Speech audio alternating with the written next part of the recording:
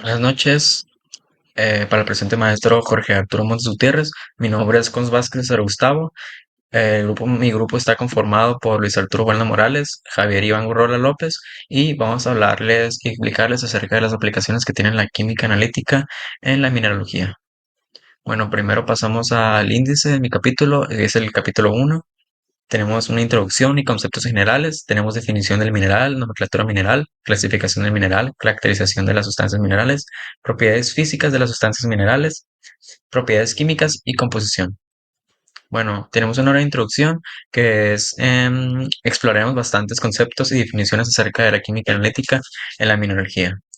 La química analítica es una gran aliada cuando se trata de estudiar los minerales, porque gracias a ella podemos saber exactamente de qué están hechos y en qué cantidades se encuentran ciertos elementos y cómo están organizados dentro de una roca o una muestra. La información es muy valiosa porque no solamente nos sirve para entender la historia de la geología de la Tierra, sino también para actividades prácticas como la minería, que es lo que en mi caso estudio, y donde necesitamos saber si un yacimiento tiene suficiente material valioso para ser explotado, o también puede ser pues para conocer las diferentes leyes de los minerales, porque como sabemos en la minería hay diferentes leyes, que es una ley de corte, es qué tanta concentración de un mineral hay pues en ese yacimiento, ¿no? Bueno, tenemos el capítulo uno que es introducción y conceptos generales. Definición de mineral. ¿Qué es un mineral? Tenemos una definición aquí, que es la mineralogía, es la rama de la geología que estudia las propiedades físicas y químicas de los minerales que se encuentran en el planeta en sus diferentes estados de agregación. Un mineral es un sólido inorgánico de origen natural que presenta una composición química no fija y además tiene una estructura cristalina. Una observación importante es el caso del mercurio, que debido a la disposición de sus átomos es un mineraloide. Bueno, ¿qué es un mineral? Un mineral a rasgos físicos es, bueno, pues puede ser una roca que contenga el tipo de mineral, porque como sabemos los minerales no vienen en tal en bruto. Para tener un mineral en bruto, por ejemplo, el diamante, tiene que pasar por bastantes procesos físicos, químicos, hasta llegar a su estado de pureza. Entonces, ¿qué es un mineral? Un mineral, pues, es un organismo que se encuentra en la tierra y que nos sirve a nosotros para demasiadas cosas en la vida, ¿no? Tenemos la nomenclatura mineral, que tenemos origen y evolución de la nomenclatura. Primeras denominaciones de la nomenclatura. En la antigüedad los minerales se nombraban por su apariencia o uso. Ejemplo, el cinabrio por su color rojo sangre y usado con pigmento. Nombres griegos y latinos denominaron inicialmente. Ejemplo, el cobre. El cobre es del latín cuprum por Chipre, que es de donde se extraía. En problemas de los nombres empíricos. Muchos minerales tenían múltiples nombres según la región. Ejemplo, el blenda versus esfalerita para ZNS. Bueno, si tenemos muchos minerales que tienen diferentes siglas y esto puede variar conforme al latín, o hay algunos minerales que se nombran por el nombre de la persona que los descubrió. Y también tenemos algunos nombres que honraban a personas sin criterio científico. Es lo que comentaba, que hay minerales que se nombran como tal por la persona que los descubrió y los bautizó. Tenemos la nomenclatura mineral. Sistema actual de nomenclatura, según la IMA. La Comisión de los Nuevos Minerales, Nomenclatura y Clasificación unificó las reglas para evitar confusiones. Tenemos las reglas principales.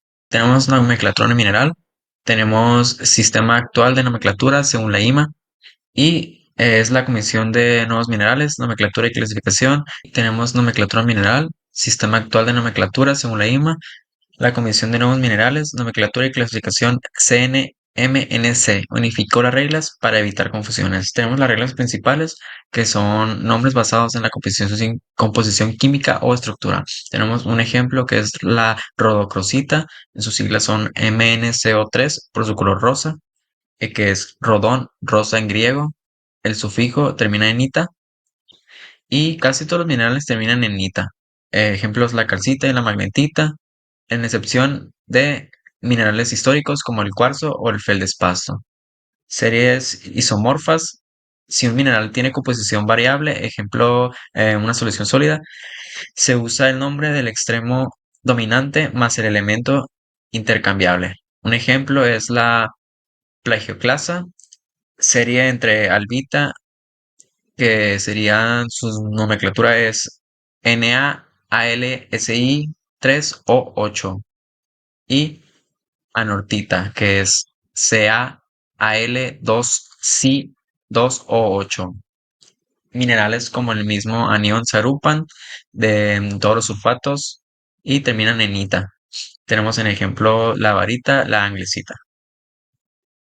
Importancia de la nomenclatura estandarizada. Evita errores en minería y comercio. Ejemplo, distinguir esmeralda de otros berilos verdes. Aparte de evitar errores en minería, la importancia de la nomenclatura, pues es catalogar todo, todos los minerales que tenemos y englobarlos, ¿no? Y aparte que cada mineral tiene sus diferentes características y por lo tal, pues deben de tener su nomenclatura estandarizada. Y tenemos que facilitar la investigación geológica, clasificación de rocas y yacimientos, como lo comentaba, que es clasificar todos los minerales en, pues en sus siglas. Em, la otra es la base para la exploración planetaria, identificación de minerales en meteoritos y Marte. En conclusión, tenemos que la nomenclatura mineral ha evolucionado desde un sistema empírico hacia uno científico y estructurado gracias a la IMA, que es la que propone las reglas para poner la nomenclatura estandarizada a estos minerales. Bueno, esto permite una comunicación clara en geología, minería y tecnología. Clasificación de minerales. Tenemos aquí una pequeña figura donde nos muestra clasificación de los minerales en dos agrupaciones, silicatos y no silicatos. En silicatos tenemos, por ejemplo, tectosilicatos, filosilicatos y no silicatos, entre otros. Y en no silicatos tenemos elementos nativos como sulfuros, óxidos, carbonatos, nitratos, etcétera. Em, Tenemos que la clasificación de los minerales se basa en su composición química y estructura interna, estructura cristalina, etcétera, las cuales determinan sus propiedades físicas y se agrupan principalmente según la anión o un grupo aniónico dominante, lo que les da características comunes más marcadas que si compartieran el mismo cation.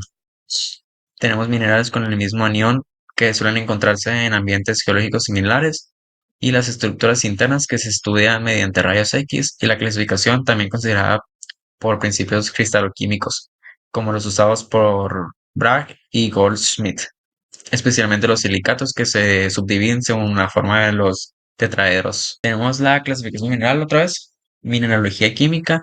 Tenemos grupos principales de los minerales que serían los elementos nativos formados por un solo elemento como el oro o el azufre. Tenemos sulfuros y sulfatos compuestos de azufre con uno o más metales.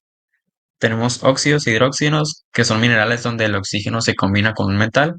Ejemplo, la hematita. Tenemos halogenuros, que contienen halógenos como el cloro o el flúor, carbonatos, nitratos y boratos, etcétera. Tenemos entre otros que se clasifican. La importancia de de la estructura cristalina.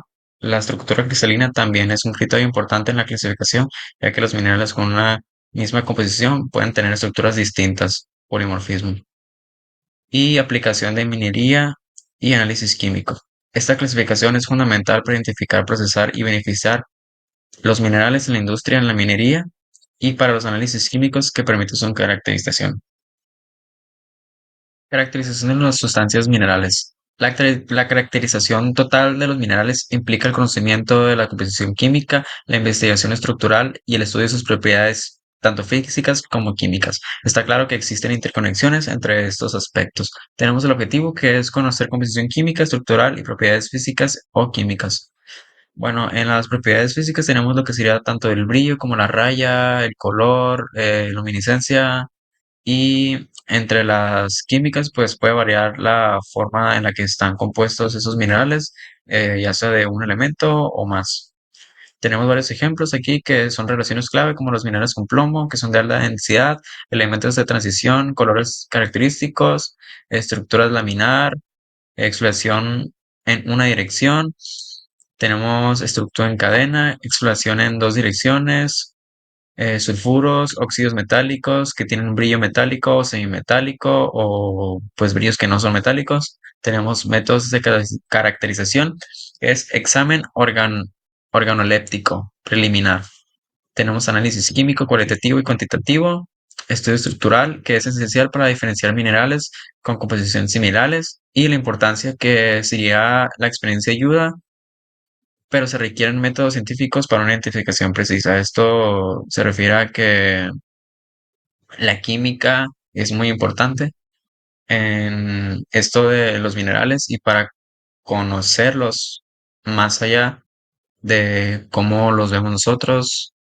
Propiedades físicas de las sustancias minerales. Tenemos propiedades físicas que este apartado describe las características físicas que permiten identificar y clasificar minerales. Entre las propiedades más relevantes que se encuentran el color, como lo había mencionado, idiocromático, es color inherente al mineral. Ejemplo, el verde de la malaquita. La malaquita tiene un color que puede ser verde, pero azulado. Es como un color verde, verde azul cielo, verde el alocromático, que es color debido a las impurezas. Ejemplos, tenemos variedades de cuarzo. En el cuarzo puede variar de colores blancos que son parecidos al yeso, colores morados, y tenemos elementos como el Ti, el Cr y el Fe que actúan como cromoforos, alternando el color. Dos, tenemos la raya. El color del polvo mineral al rayarlo es útil para distinguir minerales con colores similares. Tenemos el brillo metálico y no metálico. La dureza, que es la resistencia al rayado, medida con la escala de Mohs, que tenemos pues una escala donde se mide desde el mineral menos duro hasta el más duro. Tenemos más propiedades físicas y químicas, que sería la exfoliación y fractura. Exfoliación es la rotura en planos definidos. Tenemos la fractura, que es rotura irregular. La densidad, que pues, depende de la densidad que tenga el mineral. Tenemos las propiedades especiales, que son el magnetismo, que este varía este es más común en minerales que son metálicos, y la fluorescencia, que la fluorescencia, como le dice en su nombre, pues se da en la fluorita, que al verse en la oscuridad, al absorber la luz, cuando no está recibiendo luz, se torna de un color brillante verde fosforescente. Y otra que es la reactividad en minerales como la uranitita, que emiten radiación. Tenemos aquí una pequeña figura donde nos muestra propiedades químicas, que esas son propiedades físicas ópticas, que nos incluye el color, brillo, raya y hábito. Y las electromagnéticas mecánicas, que nos incluyen la dureza, tenacidad, densidad o peso específico. Propiedades químicas y composición. Este tema aborda como la composición química y las reacciones que definen los minerales, que tenemos la solubilidad, que algunos minerales se disuelven en agua, por ejemplo la halita, mientras que otros requieren ácidos. Como hemos hecho experimentos en una clase, donde pues efectivamente con ácido clorhídrico verificábamos si un mineral era, se disolvía o no. Y esto ya depende mucho de su composición química, como puede ser también el yeso, es muy fácil de ser soluble. Tenemos reacciones al calor, que es la deshidratación y la oxidación. La deshidratación es la pérdida de agua de la cristalización, por ejemplo el yeso, y la oxidación, transformación de elementos como el fierro, el hierro. Análisis químico cualitativo identifica elementos mediante ensayos, como lo llama.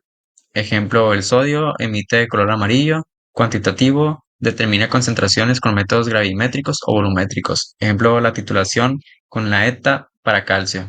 Y técnicas instrumentales, que son espectroscopía de absorción atómica para metales y la difracción de rayos X para estructuras cristalinas. Tenemos aquí una otra figura donde nos muestra las propiedades de los minerales, que divide en tres grupos: en óptica, eléctricas y magnéticas, mecánicas. De este capítulo será, como primero, identificación de la composición química de los minerales.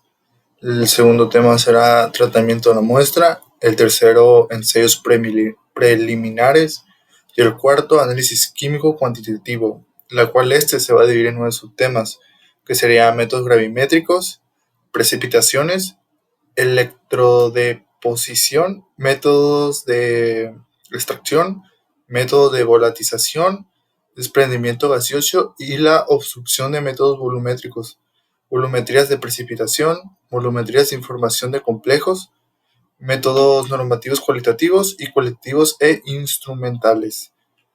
Pues bueno, el capítulo 2 nos da una pequeña introducción de la mineralogía química. Básicamente está diciendo la composición química es la propiedad más importante para identificar los minerales y distinguirlos entre sí. El análisis de los minerales se realiza con un arreglo de los métodos normalizados de análisis químico cuantitativo y cualitativo. De hecho, pues de allá nos queda entender el cuarto tema de este capítulo, ¿no? Entonces, vamos por el primer tema, que sería identificación de la composición química de los minerales. Pues quedar que la muestra debe ser representativa del sistema que se quiere estudiar. Esto significa que la cantidad de muestra a analizar debe representar la composición de total, aquello que se investiga, y además deben mantenerse las proporciones de los distintos componentes que se integran. Algunos son, bueno, serían A y B, que A nos quiere dar a tomar muestras que no representen signos de alteración, contaminación, ni que estén expuestas a la meteorización, a menos de que el objeto de estudio sea precisamente la alteración o la contaminación. El inciso B nos quiere dar a entender que el tamaño de la muestra debe ser el apropiado como para presentar completamente al sistema en estudio. Así la roca es homogénea, no es necesario más que el tamaño del puño de una mano. Bueno, aquí está dando otros como tipo puntos que nos quiere decir que la naturaleza del material, cada tipo de muestra se obtendrá de un modo particular de acuerdo a su naturaleza. El modo de tomar la muestra de acuerdo al tipo de material que va a ser mostrado se adoptará la forma más adecuada. El tamaño y cantidad de los ensayos por muestra, el tamaño de la muestra a tomar dependerá de la homogeneidad o heterogeneidad del material. Algunas precauciones importantes, pues podría ser, es fundamental que las muestras sólidas sean frescas, es decir, que hay que evitar superficies meteoralizadas. El tratamiento de la muestra, considerado la dureza del material, se seguirán todos algunos de los siguientes pasos: trituración, cuarteo, purificación o pulverización, cuarteo, tamizado, mezclado. Esta es una etapa que, si no, al final de esta etapa, de este proceso, perdón, si no se llegase a tener el tipo de error que se quiere, se puede volver a hacer. Muchas veces es recomendado que de una vez volverlo a hacer 2 veces, ¿no? Y también algunas cosas que nos dicen que el material debe estar limpio, sin rastros de suelo, ya que podría alterar el valor real de la relación inicial calculada, así coincidir con las conclusiones erróneas. Por ello, el trozo de roca se lava con cepillo, se enjuaga y seca. Pues bien, esto también nos queda entender más que este ser una muestra pura hacia lo que queremos, ¿no? No debe estar contaminada ni con suelo, tierra, lodo, o el mismo con otro polvo mineral, ¿no? que pueda causar una alteración a su pureza, a la pureza que queremos del mineral, el último, ¿no? Bueno, también nos dice que para poder llevar a cabo el análisis químico es necesario que el material sea un polvo fino, impalpable. Si la roca dura, debe ser sometida a los siguientes pasos, que serían, bueno, cada paso se hace pasar por una máquina trituradora, chocadora a mandíbulas de acero, templado a gran dureza, que permite obtener fracciones de tamaño grava, aproximadamente menores a 1 centímetro, que se recoge en un cajón donde hay una bolsa de nylon, sin usar para evitar la contaminación, con las muestras pasadas con anterioridad. El material obtenido se homogeniza y se cuartea para reducir el volumen del material. Esto también, pues, a lo que dije al principio, de que si no se llegase a tener la perfección de lo que dice ahí de 1 centímetro, pues vas a volver a rehacer el procedimiento anterior, ¿no? Que sería la trituración, cuarteo, pulverización, tamizado, mezclado. También, pues, de hecho, hay 2 cuarteos, entonces debería haber otro. Serían como 4 cuarteos, ¿no? Dependiendo. Por eso es recomendable que se hagan dos veces ese mismo procedimiento. Bueno, posteriormente se produce al moler pulverizar uno de estos cuartos el molino de vidia. Este tipo de material, dada su gran dureza, evita la contaminación por ruptura del mismo, asegura correctamente la moliente y se muele hasta la malla sellada. Es muy importante evitar oxidación, ya que al moler se produce el aumento de la superficie específica y el momento de que la temperatura por razonamiento hay que proceder rápidamente a dejar enfriar el instrumental en caso de calentamiento. Bueno, a continuación se vuelve a homogeneizar y cuartear con el objetivo de obtener un volumen adecuado de material representado de la muestra original. En la etapa de tamización se utiliza tamices del tipo de los usados para sedimentos. Aquí está el tamaño del tamiz y el tamaño de la malla, ¿no? Y por último, antes de pesar el material se va a ser realizado, debe ser mezclar al fin de volver a homogenizar.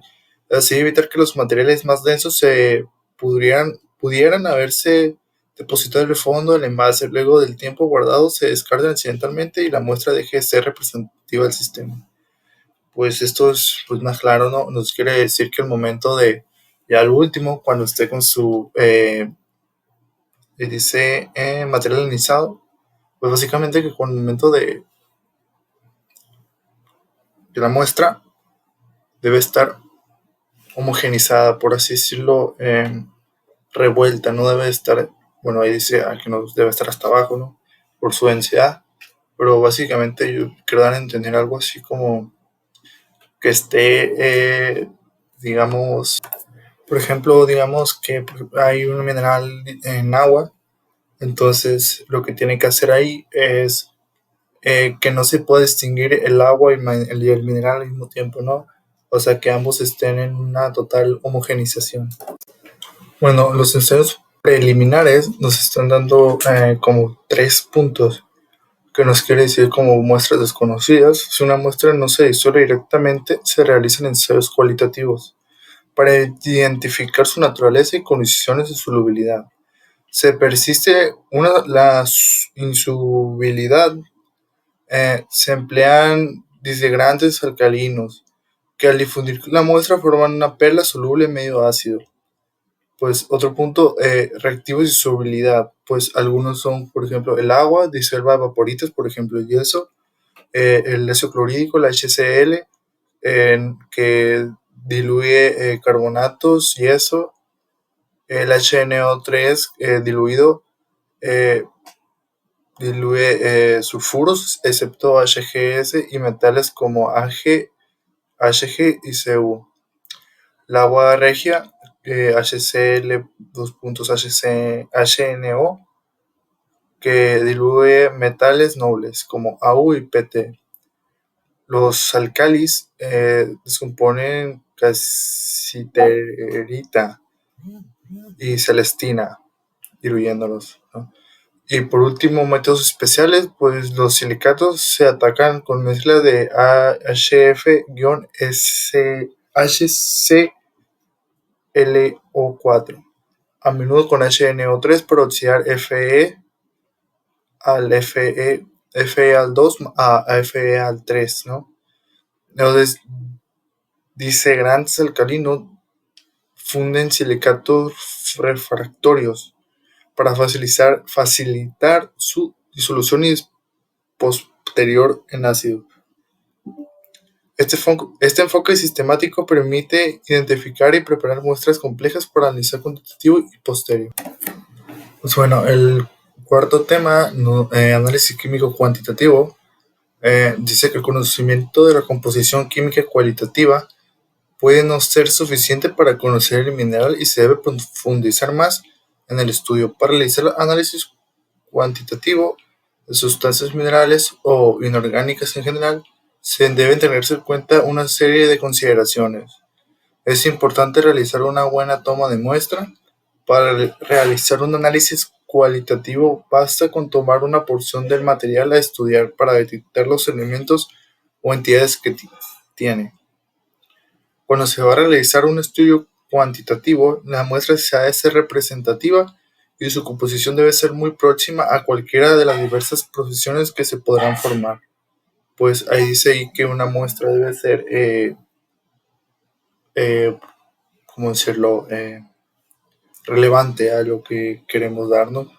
No importa si el material es poco, pero no sesgar mucho para que diga, digamos, que una concentración de tal tierra y, no sé, agarro, digamos, cierta parte de la tierra relevante, no sé, eh, digamos, de un área de 10 metros cuadrados, agarro 3. Ya es algo más representativo para ver si el mineral tiene cierta relevancia en esa área de la Tierra.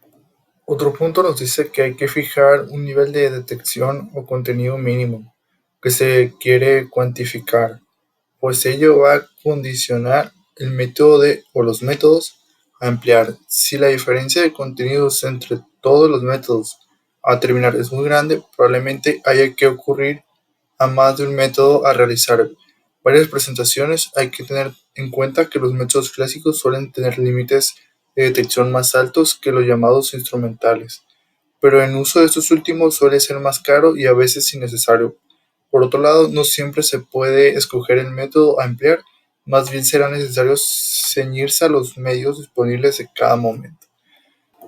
Pues bueno, pues lo que quiere decir es que pues no siempre va a haber un solo método que sea que pueda utilizarse, ¿no? A veces necesita tenerse más, y que cada método tiene su cada técnica de método nos quiere dar como que algo, pues, o sea, con este método tuve tanto, con este otro tuve otro tanto.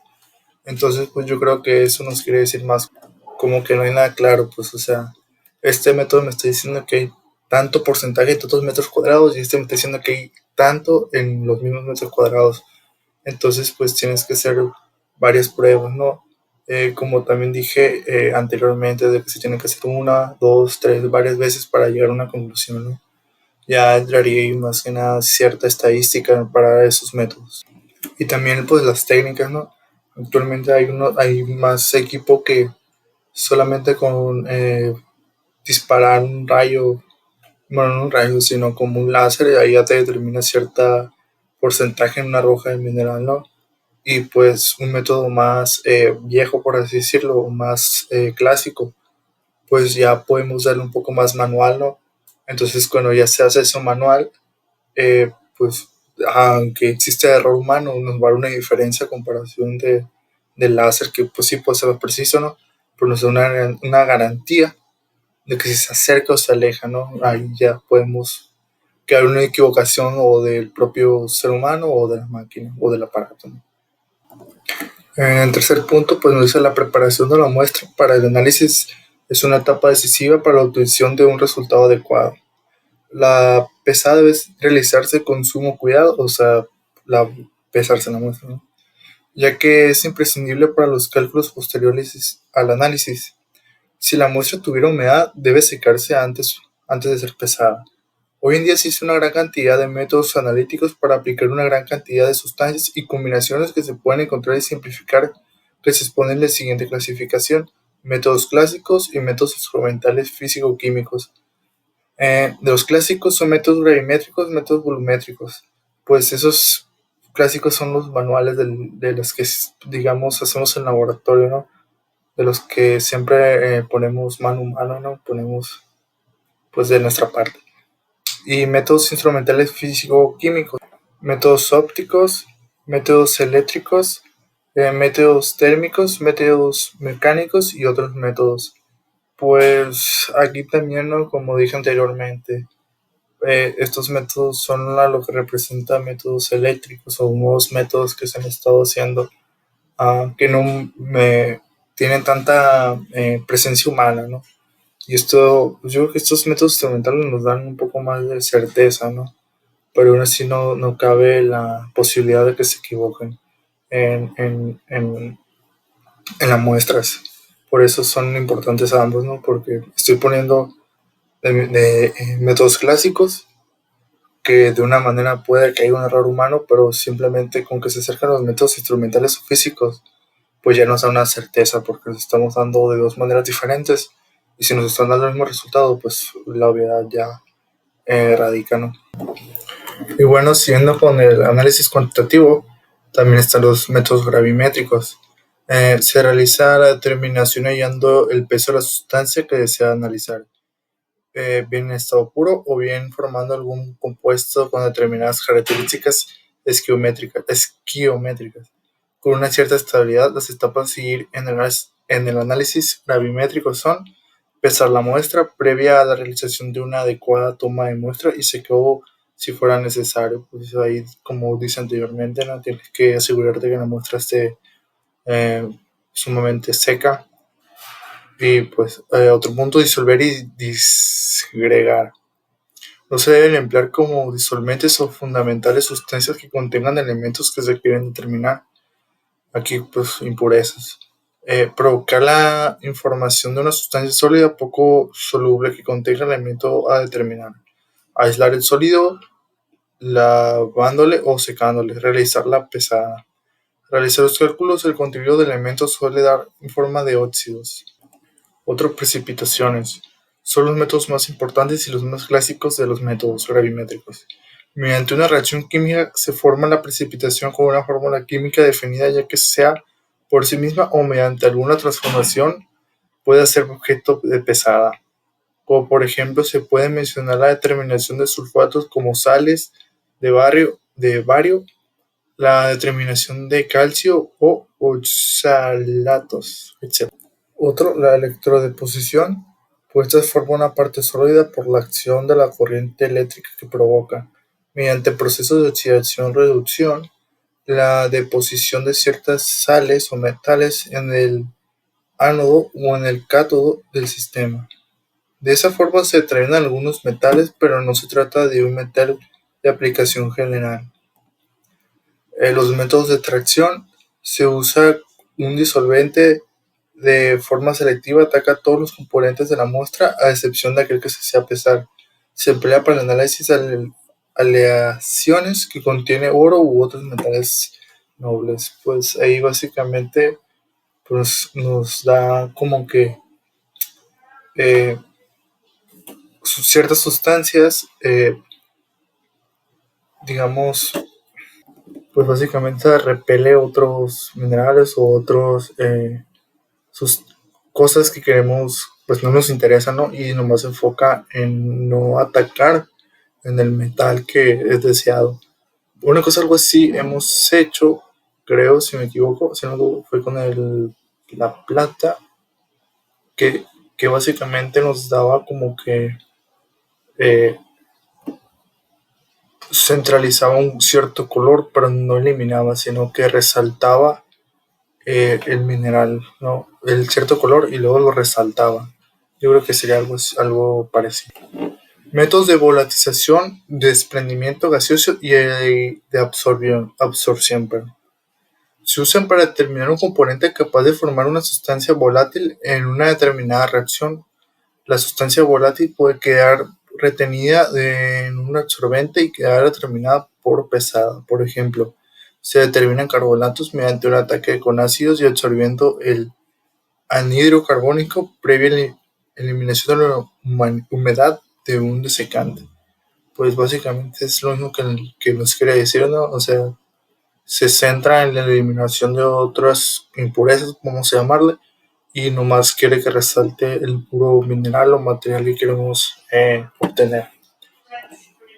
Métodos volumétricos.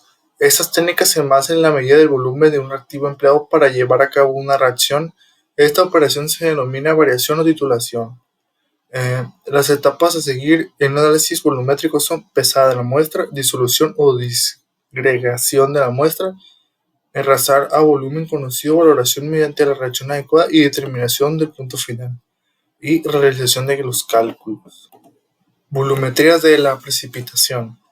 Se trata de hacer parecer un precipitado o fase sólida de baja solubilidad. Estos procesos no se usan mucho en análisis de sustancias minerales, si aceptamos algunos halogenuros que precipiten con la planta. Estos son procesos lentos y suelen necesitar un indicador para detectar su punto final. Y luego sigue volumetrías de información de complejos, complexometrías. Estos métodos experimentaron un auge desde 1946, cuando G. Schwarzenbach publicó un trabajo sobre complejos organometal, argonamental. Concentrándose, utilizó el ácido etilenidamino triacético y sus derivados, fundamentalmente su sal disódica, para el análisis de calcio y magnesio. Se fue generalizando eso del ETA, así como numerosas sustancias relacionadas, para la determinación de muchos cationes metálicos que forman parte de los minerales. Y por último, métodos normalizados, cualitativos, cuantitativos e instrumentales. La validación de un método analítico es un paso fundamental para asegurar de que los resultados entregados por dicho método son confiables. Cuando se realiza la validación de un método por parte del laboratorio, lo que se busca es poder determinar con fundamento estadístico que el método es adecuado para fines previstos. Es esencial entonces conocer el método a validar y su aplicidad. Es decir, el analito de concentración, la matriz, en las cuales se desea utilizar en general, se establece un laboratorio debe validar como primero métodos no normalizados. Corresponden a métodos desarrollados por el laboratorio o métodos nuevos, ejemplo, publicado en revista científica, o bien en métodos que tradicionalmente se han utilizado en el laboratorio pero que no están normalizados. Método normalizado con una modificación significativa. Cuando se trata de un método empleado tradicionalmente por el laboratorio no esté normalizado, se puede realizar una validación retrospectiva. Es decir, en base de datos experimentales del laboratorio dispone, para la cual se realiza recopilación la mayor cantidad de históricos disponibles, para luego realizar un proceso de ordenamiento y selección de los datos recopilados. Estos datos pueden ser curvas de calibración, resultados de ensayos, cartas de control, ensayos de amplitud, etc. Pues el primer método, pues nos está diciendo métodos poco, pues como lo dice, ¿no? Que se usan muy pocas veces, son métodos nuevos. Y el segundo nos quiere dar como un poco más estadístico, exactamente en procesos como ese de curvas de calibración, resultado de los ensayos, cartas de control. Pues básicamente nos quiere dar pues una realización estadística, ¿no? de las muestras y dar ciertos resultados en ciertos puntos de las muestras. Y pues bueno, este es el fin del capítulo 2.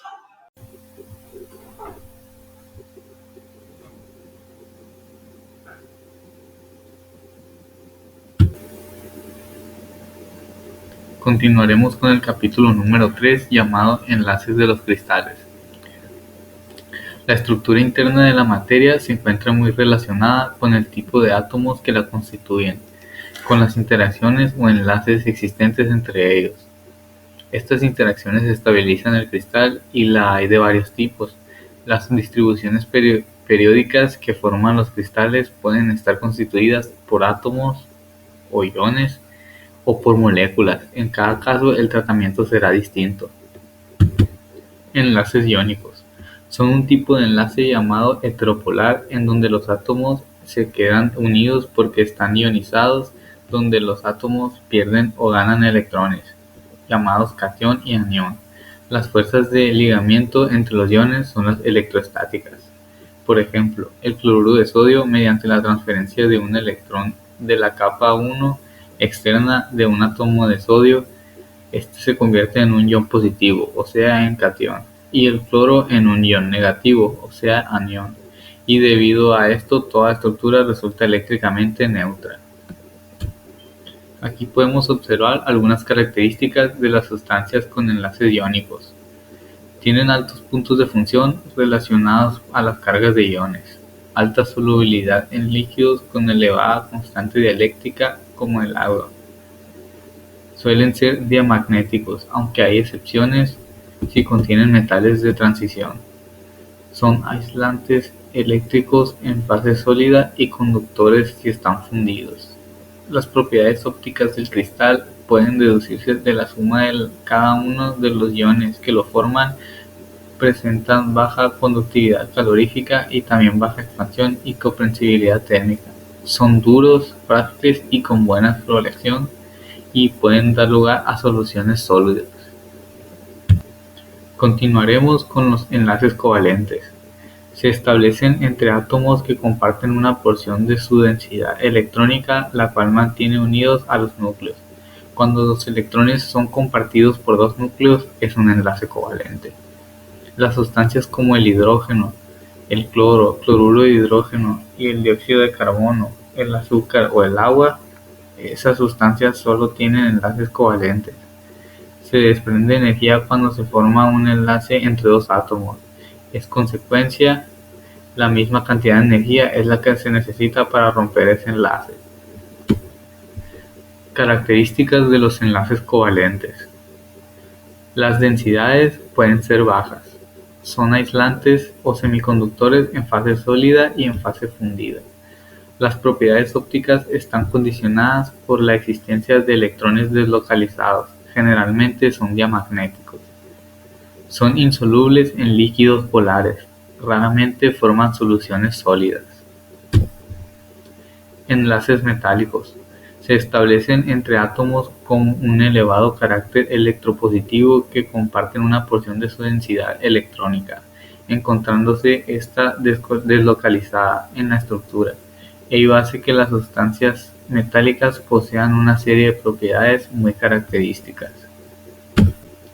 Características de los enlaces metálicos. Poseen gran conductividad térmica y eléctrica en fase sólida y en fase fundida.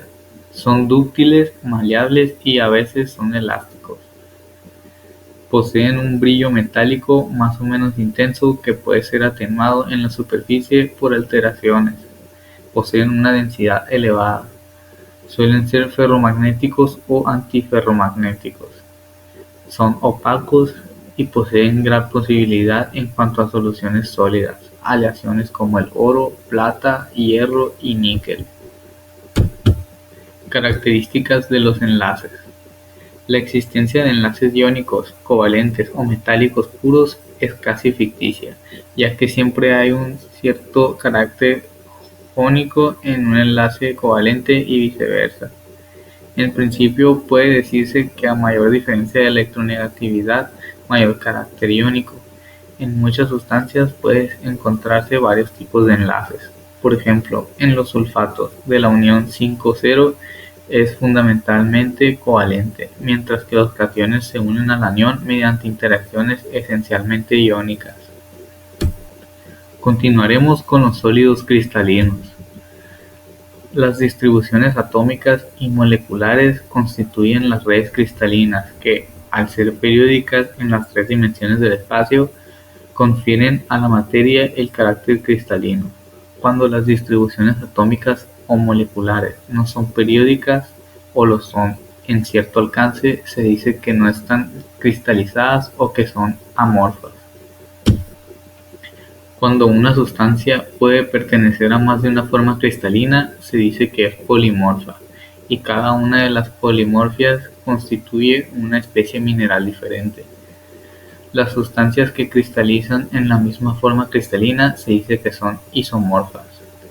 Los sólidos cristalinos se caracterizan por presentar en un orden de su disposición atómica interna, con sus átomos que se mantienen a intervalos invariables, dispuestos sistemáticamente en estructuras tridimensionales.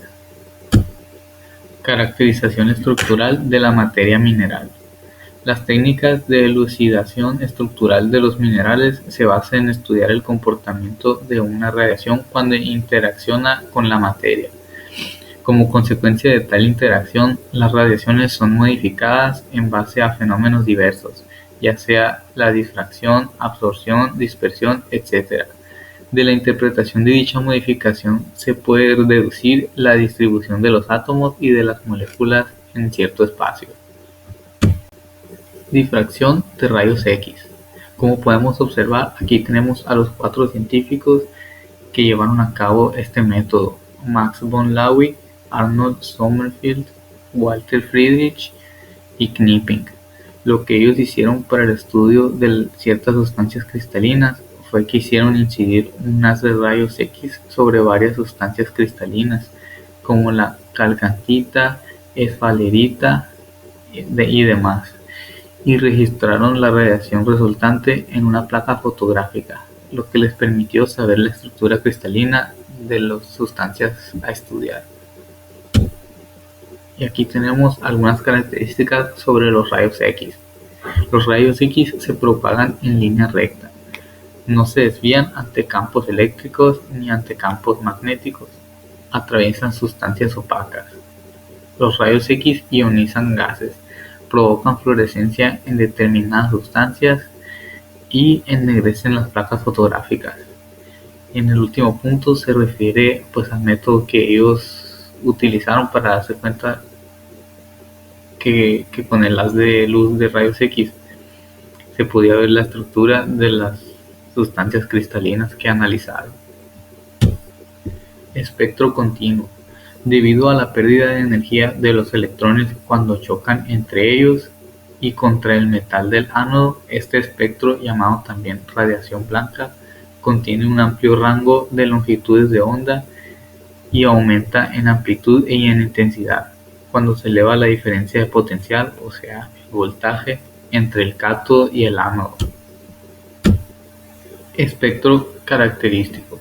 Cuando el voltaje es suficiente, los electrones pueden expulsar a las demás capas K del ánodo.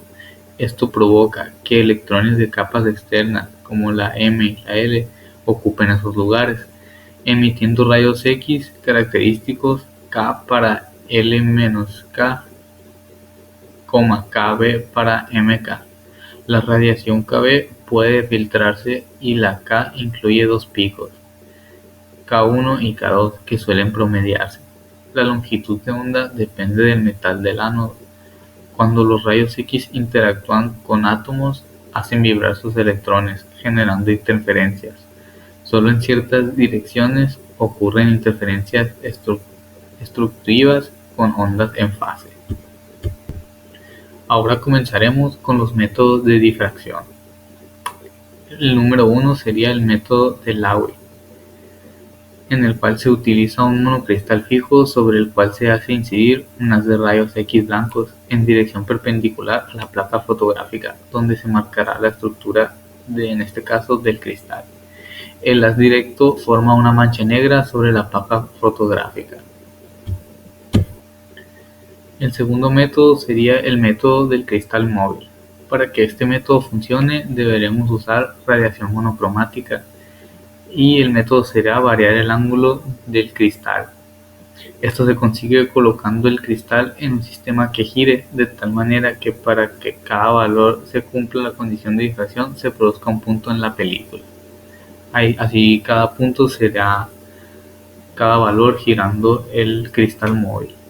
Con ello se puede saber cuáles son los planos reticulares asociados a cada difracción. El tercer método de difracción sería el método de polvo, que sería prácticamente un sustituto al método anterior del cristal móvil. Muchas veces no se dispone el cristal como el método anterior, por lo que se procede a este método. Con este método resulta difícil, aunque no es imposible, la determinación de las estructuras de los cristales. Es una técnica muy útil la especie del mineral y también es para estudiar el proceso que afecta a las fases minerales. Prácticamente solo sustituyes el cristal con un artefacto utilizando el polvo.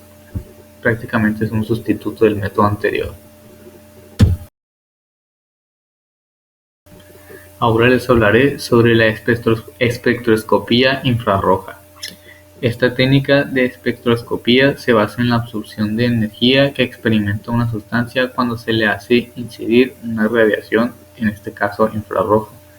La absorción de energía se produce cuando la radiación posee una longitud de onda capaz de excitar los niveles de vibración asociados a cada enlace. El segundo método de espectroscopía sería la espectroscopía Raman, pero básicamente este método Raman complementa al método anterior de la espectroscopía infrarroja, porque mientras la infrarroja mide la energía absorbida en transiciones vibratorias, la Raman la ayuda a analizar la energía dispersada por los campos eléctricos de los enlaces. El espectro Raman muestra las bandas vibratorias de los enlaces que pueden dispersarse la radiación incidente. El tercer método de espectroscopía sería la ultravioleta, basada en la medida de la energía necesaria para que se produzca un salto entre los niveles electrónicos. El rango de energía empleado para producir tales saltos abarca 3 zonas del espectro. Y aquí tenemos un pequeño ejemplo sobre el tamaño y el rango de las frecuencias dependiendo del rango ultravioleta, del espectro ultravioleta, para comparar. Ahora les presentaré el último tema, que es ambiente sedimentario. El primero serían los resistatos, los minerales que, como su nombre indica, resisten los fenómenos de meteorización o alteración, pero que han quedado libres de la roca madre al haberse alterado o bien desaparecido de los demás componentes. Se consideran resistatos los siguientes minerales, ya sea el cuarzo, casiterita, la magnetita, ilmenita, rutilo, el zircón, la monazita, etc. El segundo tipo de ambiente sedimentario serían los hidrolizatos, los cuales se forman por la acción del agua o de disoluciones acuosas, el proceso de hidrólisis, sobre los aluminosilicatos. Como consecuencia de la hidrólisis de feldespatos, se forman arcillas si el clima es húmedo o bauxitas si el clima es tropical.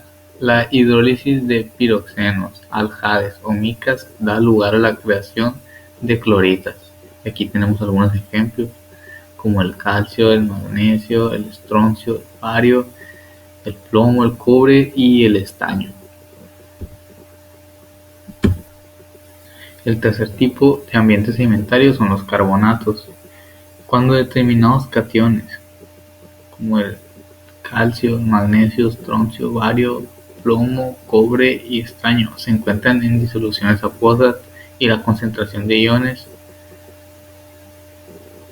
carbonato se hace suficiente, se produce la precipitación de una serie de carbonatos metálicos cuyo producto de solubilidad es bajo. Algunos tales carbonatos son la calcita, dolomita, magnesita y pues en menor cantidad serían estroncianita, guaiterita, cerucita, malequita y la azurita. El cuarto tipo de ambiente sedimentario sería los oxidatos. Ciertos cationes metálicos como el hierro 2 y el magnesio 2 que se encuentran en soluciones acuosas se oxidan fácilmente y se transforman a hierro 3 y magnesio 4, los cuales precipitan en forma de óxidos anhidros o hidratados, arrastrando incluso a otros elementos. De esta manera se han formado grandes depósitos de óxidos de hierro y magnesio. El quinto tipo sería los evaporatos, que son como el residuo de la formación de los oxidatos. La formación de los minerales anteriores da lugar a disoluciones residuales en las que una serie de iones forman sales cuando se produce la evaporación total o parcial del agua. Los iones mencionados son en su mayor parte alcalinos y alcalinotérreos, que junto con determinados aniones, ya sean cloruros, sulfatos, nitratos, boratos, etc., dan lugar a minerales tales como la halita, la silvanita, carnalita, polialita, glauberita y un mineral muy utilizado y muy famoso sería el yeso. Y por último tendríamos a los residuatos. Algunos autores Incluyen aquí una serie de materiales en cuya formación han intervenido los seres vivos y que han aparecido en condiciones reductoras.